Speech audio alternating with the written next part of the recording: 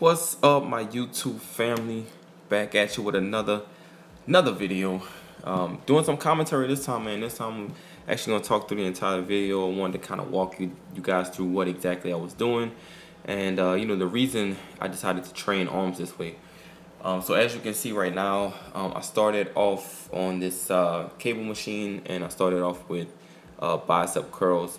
Bicep curls is probably one of the probably the most basic foundation movements for working the bicep and actually growing the biceps and actually trying to isolate the bicep muscle.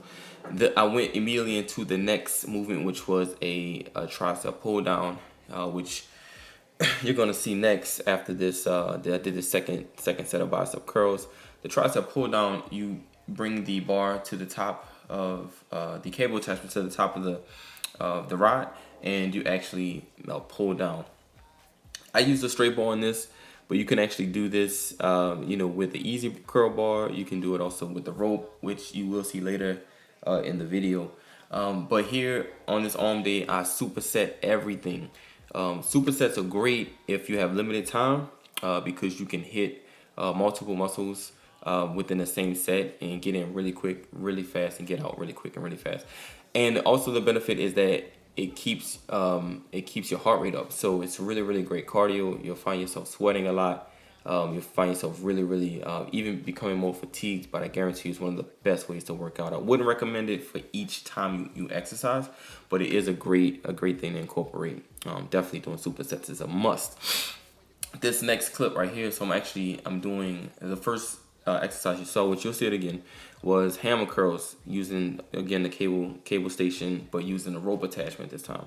The rope attachment allows for a little more range of motion because you can go a little bit deeper into the squeeze of the movement, and on a pull you can go a little bit higher in the pull. So I really like using the rope. And try different attachment, guys. Don't get stuck on using a bar. Don't get stuck on using just a rope. Use everything, because the more you hit the muscle from different angles, the better and more defined that muscle is going to be. So don't get stuck on using one particular attachment. Definitely switch it up. Confuse the muscle. Keep it guessing. That's how you grow. So here again with the rope, I'm doing tricep pull downs and push downs rather, using the rope. I did my set range, my sets and rep ranges were 4 sets, and I did 15 reps each set. And one set was the one movement for the bicep, and then immediately going to the other movement for the tricep. So that's exactly what a superset is. You're not breaking in between the sets. So as you can see here, I'm doing the hammer curls with the rope attachment, and I just added this one on. Actually, you're not going to see another superset after this movement. I'm going to the next exercise. But I love this. Doing hammer curls focuses more on the outside of the bicep, which is the brachialis. Really makes your arm look great, man, when you're not flexing and you're kind of just in a shirt, arms relaxed. You can really see a bigger, thicker arm, a more defined arm when you incorporate hammer curls. Here I'm doing straight bar curls, barbell curls, which is pretty much basic foundation. I mean, any guy who ever picked up a weight probably started doing a barbell curl. The difference with what I'm doing here versus probably what you've seen before is I was actually against the wall. So putting your back up against some type of wall, something stationary, takes your back out of it. So you're not swinging. It's a strict curl. So you're focusing solely on the bicep. It's totally isolated.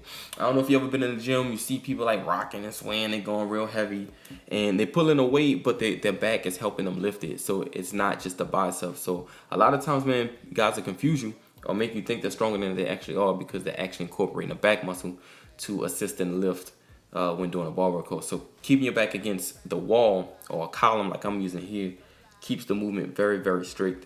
It makes it more difficult to do. So you definitely, it's gonna kind of hurt your ego a little bit, man, because you're definitely gonna lower the weight. So, but I love it. I love doing them straight versus just standing straight. That way I can definitely, like I said, get my back out of it and focus strictly on the bicep. Immediately after the strict curl, went directly into the overhead tricep press. I love these. I got these from CT Fletcher. They're very awkward at first, so they will feel very, very funny when you're doing them, and it can have a little strain on the wrist. So be careful when you're trying them initially, and go very light until you get familiar and comfortable with the movement. Here I'm doing T-bar curls. This is another bicep movement. Unfortunately, I was having issues with my phone. I actually ran out of memory, so I couldn't continue to record. But after this movement, I went directly into overhead French curl or French press. They call it different things, which is pretty much taking a dumbbell, bringing it behind the head, and then extending all the way up to hit the tricep muscle.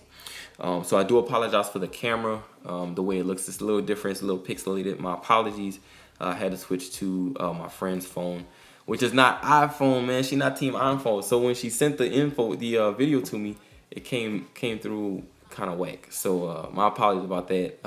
For the next video, man, I definitely make sure I clear everything so I can film myself, man. Because Android, sorry, Android sucks. So I hope I don't offend anybody out there.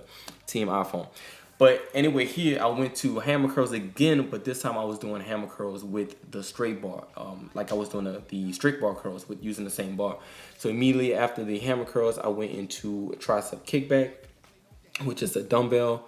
I really love doing those. You don't have to go crazy heavy with this exercise. You can go really lightweight. Here, I think I'm only using 20 pounds.